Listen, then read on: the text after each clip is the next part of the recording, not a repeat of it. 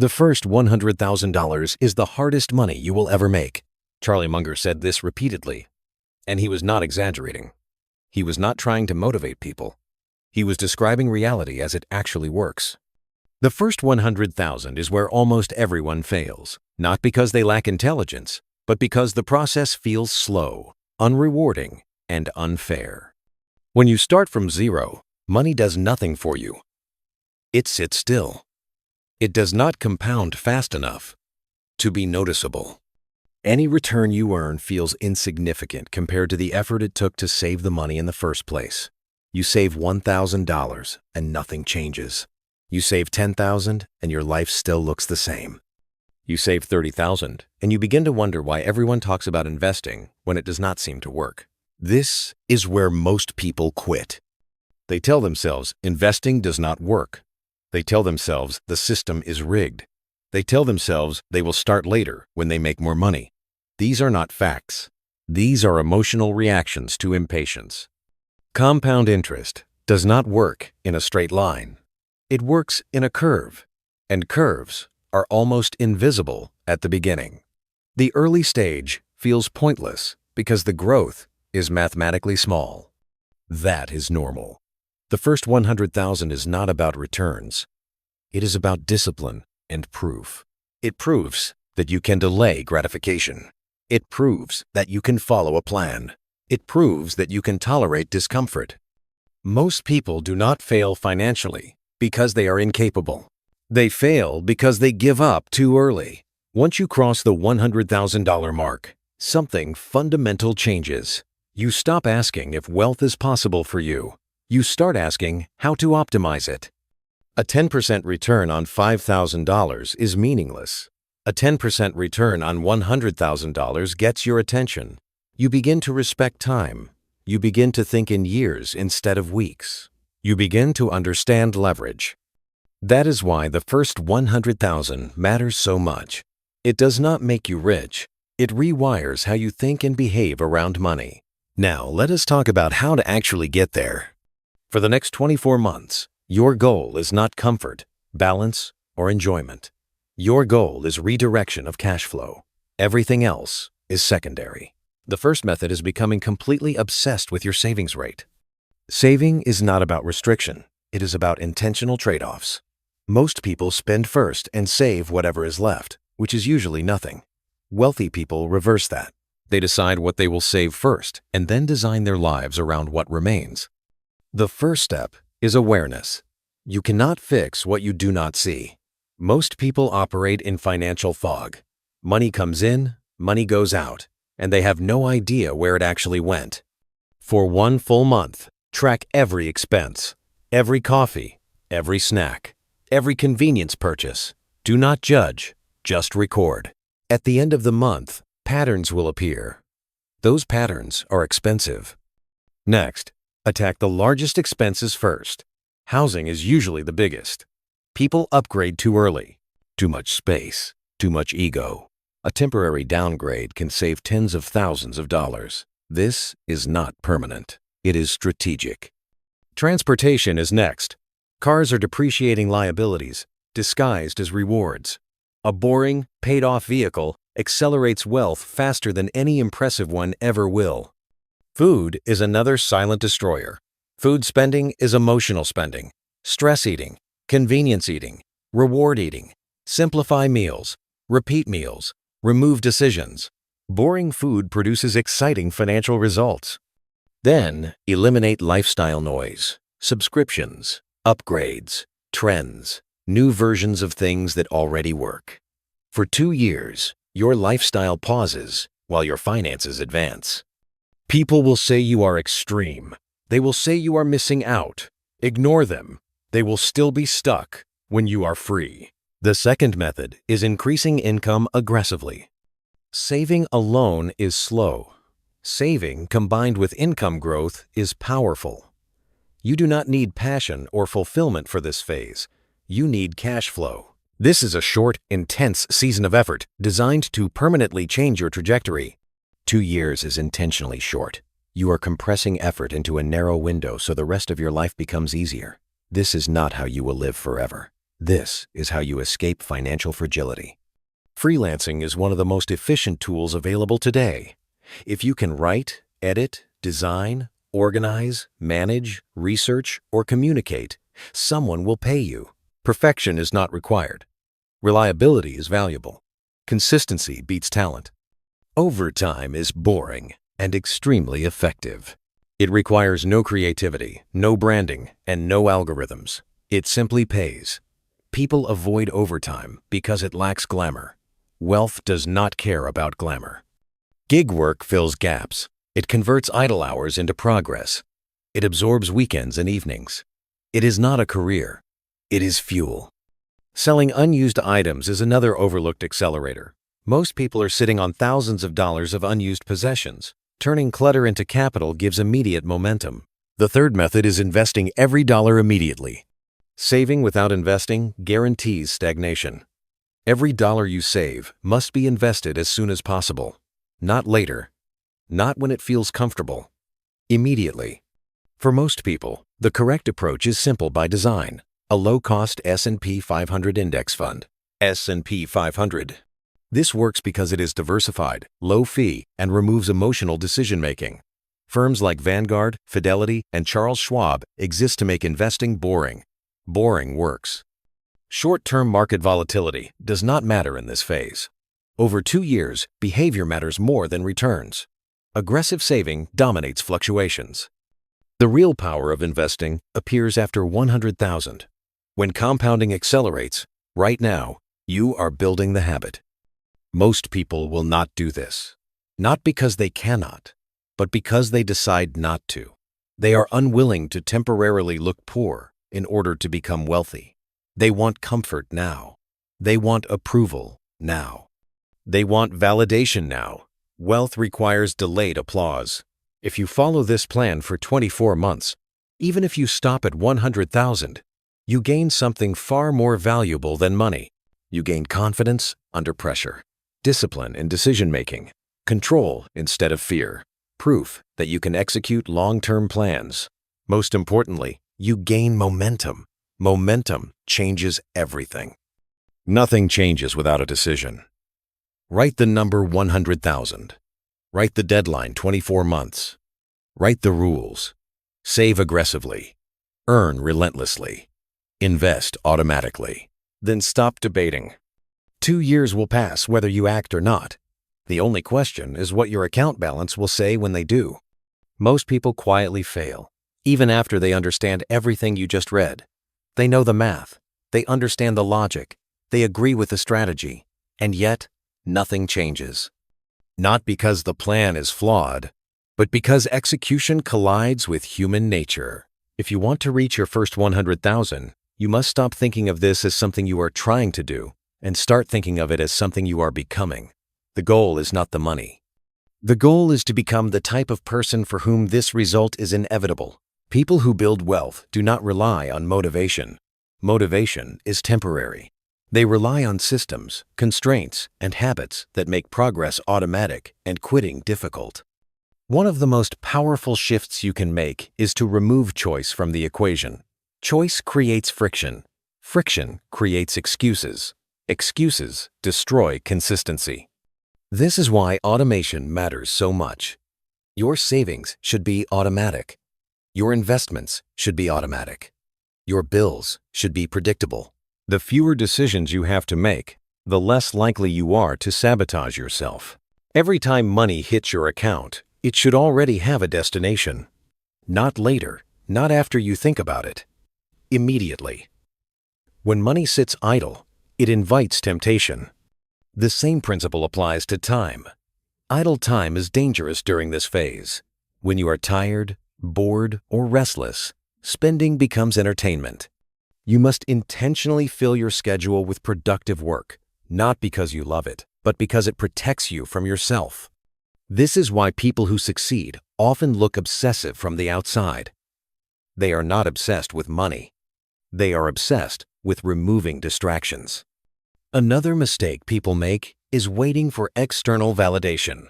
They want someone to notice their discipline. They want praise for their sacrifice. They want reassurance that they are doing the right thing. you will not get it. In fact, you may get the opposite. People may question you. They may tease you. They may tell you that you are too extreme, too focused, too serious. Some will feel uncomfortable around you, not because you are doing something wrong, but because your discipline highlights their lack of it. This is normal, and it is dangerous if you are not prepared for it. If you seek approval from people who are not doing what you are doing, you will eventually start behaving like them. Wealth requires you to be comfortable being misunderstood for a period of time. Another critical factor in Part 2 is patience with uneven progress. Wealth building does not move smoothly. Some months, you will save more than planned. Some months, unexpected expenses will hit. Some months, the market will go down instead of up. This does not mean the plan is failing. It means you are living in the real world. Another thing that happens during this stage is impatience disguised as intelligence. People start to think they can speed things up by taking shortcuts, risky investments, speculation, gambling dressed up as strategy. This temptation is strongest when you are halfway to your goal. You have built momentum, but not enough to feel secure. The desire to jump ahead can sabotage everything. This is where boring discipline saves you. The low-cost index fund, the consistent monthly contribution, the refusal to chase trends. These things feel unsophisticated, but they work precisely because they protect you from your own impulses. It is also important to understand that your first 100,000 is not supposed to feel good while you are building it. If it felt easy and fun, everyone would do it. The discomfort is not a flaw. It is the filter. Most people want results without transformation. They want the money without becoming the person capable of handling it. That never ends well. By the time you approach the 100,000 mark, something subtle but powerful happens. You stop feeling desperate. You stop feeling fragile. A missed paycheck no longer feels like a crisis. An unexpected expense no longer feels like a disaster. This is financial stability beginning to form. You also start to notice how differently you think compared to before. You are less reactive, less impulsive, less emotional about money. You think in probabilities instead of fantasies. You think in systems instead of events. This is why the first 100,000 matters more than any other number. It changes your internal operating system. Another important element in Part 2 is protecting your progress. As your savings grow, new risks appear. Lifestyle creep, overconfidence, social pressure to upgrade. You must actively resist the urge to reward yourself too early. Celebration before completion is one of the most common reasons people stall. Rewards are not evil. They are just dangerous when timed incorrectly. The real reward comes after the foundation is built. It is also worth addressing fear. As the numbers grow, fear can increase instead of decrease. Fear of losing what you have built. Fear of market crashes. Fear of making the wrong decision. This fear is a sign that you care, but if unmanaged, it can lead to paralysis. This is why having a simple, written plan matters. When emotions spike, you do not think, you follow the plan. The market will go down at some point. This is not a possibility. It is a certainty. Your job is not to predict when. Your job is to continue executing regardless. Historically, broad market investing has survived wars, recessions, political chaos, inflation, deflation, and every crisis people thought would end everything. The people who benefited were not the ones who reacted emotionally. They were the ones who stayed consistent. Another critical lesson in this stage is understanding opportunity cost. Every dollar you spend unnecessarily is not just gone. It is lost future growth. It is money that could have compounded for decades. When you truly internalize this, spending decisions become easier. You stop asking whether you can afford something. You start asking what it costs your future. As you move closer to 100,000, you may notice a strange emotional dip. Instead of excitement, you feel pressure. The goal feels close enough to be real, and that makes the risk of failure feel heavier. This is normal. Do not change your behavior here. This is not the time to get creative. This is the time to double down on consistency. Once you finally cross the threshold, the feeling is not fireworks. It is quiet relief, a sense of solidity, a sense that the ground under your feet is no longer shifting. And then something even more important happens. You realize that the process worked, not because you were special, not because you got lucky, but because you followed boring principles long enough. That realization is more valuable than the money itself. Because now, you know how to build wealth. From here, the second 100,000 comes faster. Not because you work harder, but because your money finally starts working with you instead of against you. You are no longer pushing the boulder uphill. You are guiding it. Part 2 ends with this truth. The first 100,000 is not a financial milestone. It is a personal transformation. It is the moment you stop hoping and start knowing. And once you know, you never go back. The moment most people think the journey is over, but in reality, it has just begun. You have crossed the $100,000 mark, or you are close enough that it feels real. This is where confidence rises, where relief sets in, and where a new danger quietly appears. That danger is complacency. Hitting your first 100,000 does not mean you are wealthy. It means you are no longer fragile. It means you have removed the most painful friction in the wealth-building process. But if you misunderstand what this milestone represents, you can undo years of discipline faster than you expect. The first thing you must understand is that $100,000 is not a finish line. It is leverage. It is a tool. It is a foundation. Treated correctly, it accelerates everything that comes next. Treated casually, it disappears into lifestyle upgrades and poor decisions. This is where many people make their first irreversible mistake. They confuse progress with arrival. They reward themselves too aggressively. Bigger apartment, new car, nicer everything. They tell themselves they earned it, and emotionally, they are right. But mathematically, they have just slowed their future by years. The correct response to reaching 100,000 is not expansion. It is stabilization. Your primary job at this stage is to protect momentum. Momentum is fragile. It can take years to build and weeks to destroy. The habits that got you here must remain intact longer than feels necessary. One of the most important mental shifts in this phase is understanding that wealth grows fastest when your lifestyle grows slowest. The gap between income and expenses is no longer just savings. It is acceleration. At this point, your money finally starts doing noticeable work. Market fluctuations matter more in dollar terms. A 5% swing is no longer abstract. It is thousands of dollars. This can create emotional reactions you have never experienced before. You may feel fear during downturns. You may feel overconfidence during rallies. Both emotions are dangerous if unmanaged.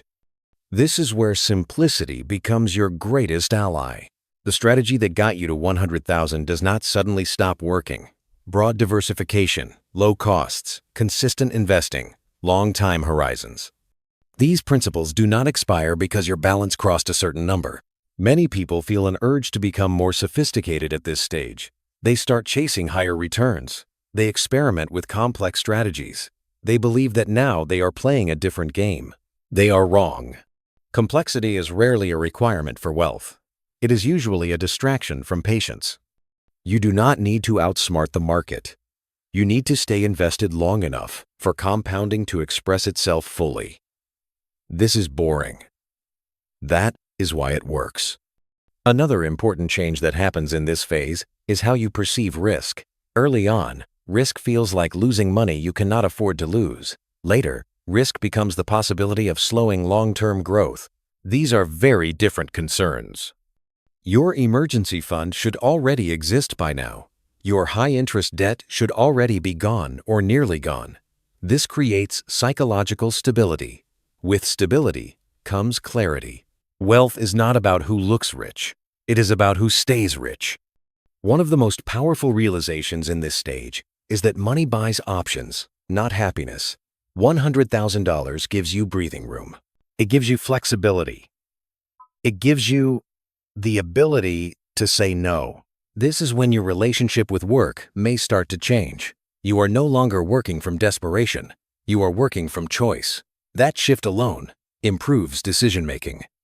But it also introduces a new temptation: comfort. Another thing that becomes important in Part 3 is protecting yourself from yourself. As balances grow, mistakes become more expensive. Emotional decisions scale with account size. This is why rules matter. Rules like never investing money you need within 5 years. Rules like not checking your account daily. Rules like rebalancing on a schedule instead of reacting to headlines. Rules remove emotion from moments when emotion is strongest. This is also when you should begin thinking about education. Not in terms of courses or gurus, but in terms of understanding. Understanding how markets behave over decades. Understanding how inflation erodes purchasing power. Understanding how taxes affect real returns. Knowledge at this stage is defensive. It protects you from panic and from greed. You may also notice that your relationship with other people begins to change. Some will ask for advice. Some will ask for help. Some will resent your discipline. You must learn to set boundaries. Your money is not a community resource. Your financial progress does not obligate you to rescue others. Generosity is admirable, but premature generosity can sabotage your future. Before you close this, take a moment and really think about what you just heard. This was not motivation. This was not hype. This was a roadmap. Everything you need to build your first $100,000 is here. Not hidden, not complicated, just difficult enough that most people will not do it. If you take action on this, your life will look different 2 years from now. Not because of luck, not because of talent, but because you chose discipline over comfort and patience over excuses. The first 100,000 is the hardest. It is also the most important. It changes how you think, it changes how you act, and it changes what you believe is possible for yourself. If this video helped you understand money more clearly, do one simple thing before you leave. Like the video so it reaches more people who need to hear this. Subscribe to the channel if you want more long-form, honest explanations about money, discipline, and building real wealth without shortcuts or nonsense. And most importantly, do not just listen and move on. Take action. 2 years will pass, whether you do something or not. The only question is whether future you will be grateful you started today. Thank you for listening. Now, go do the work.